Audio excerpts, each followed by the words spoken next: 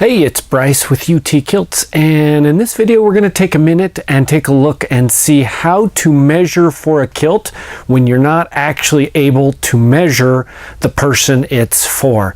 Now this can happen during the holidays like Christmas time, as well as birthdays and other events where you want to surprise the person, and it can be kind of tricky to do this, so we're going to take a few minutes to show you how it's done. Now, before I show you how to do this, there is a big misconception about sizing on pants, and many people think basically that their pant size, if it says 38 or 42 or 46, that's what their measured waist size is, and that is incorrect. Your waist size is never going to be what your pants say, and that's because all pants, no matter the manufacturer, are labeled smaller than what they measure. As an example, I wear a size 32 pants, shorts in anything that you'd buy from a typical store. In kilts, I'm a 36 typical utility kilt and a 34 traditional. So it's normal to be, for a traditional, about 2 inches above the jean size, and for utility about 4 inches above your jean size. Now this isn't for everyone, that's just a kind of a general rule, and I'll show you in a minute how to measure, if you can get a hold of a pair of pants or a pair of shorts, how we can perhaps nail that down to something a little more accurate. So this is what we're going to do. If you are able to get a hold of a pair of their shorts or pants, that's what we're going to use to measure. If you're not able to do that, then what I mentioned before on sizing is probably the best to go with. Go 2 sizes above their pant size. So for example, if they're a 40, go to a 44 for utility styles.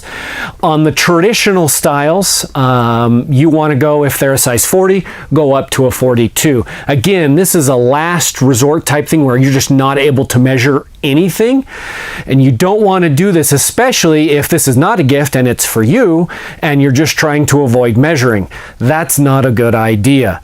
So if you can measure at all in any way, following our measuring video, or following the way I'm going to show you in just a minute, then you want to do it.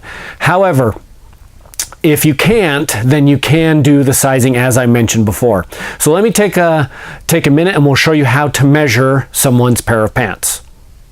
All right, so here we have a pair of Levi's pants and a pair of shorts. What's interesting about this is the shorts are a size 34 and the pants are a size 32, and you can see they're almost exactly the same, and almost the shorts are slightly smaller than the pants. So that just shows you that each manufacturer is different, which is why there are fitting rooms, because you've got to go in and see if a size 34 is the same as what you bought, 6 months ago.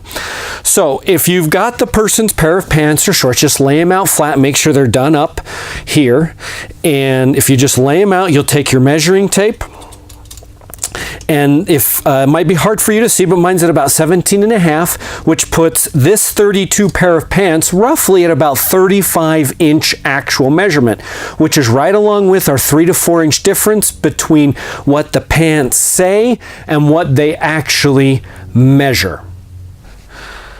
So now that we know what size they measure, it's pretty easy to tell. Since we know we're sitting at about a 35 for this particular person, if they decide they want a utility style kilt, then we could actually go with, you could go with a 34, because the 34s do have an extra snap on the waist to allow it to go up.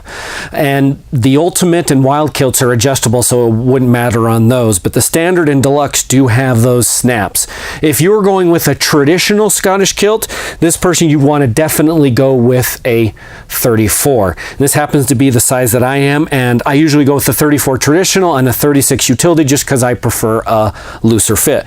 But as you can see, it gets pretty accurate. If you do measure their pants and their pants say 36 and you think you're measuring and you get a 36 as an example, don't buy a 36. It most likely will not fit. So again, follow our instructions of 2 sizes up for utility and 1 size up for traditional. And that's it. So it's pretty simple. All you need is just a pair of pants or a pair of shorts. You can take their measurement, and from that measurement you can make a good guess on what size they're going to need. Now, This is just a guess, so it may or may not fit, but UT Kilt's return policy is simple, it's easy. You don't even have to have an RMA number or ask us ahead of time. As long as it's a normal in-stock kilt, you can just get on our returns page at utkilts.com and quickly make an exchange.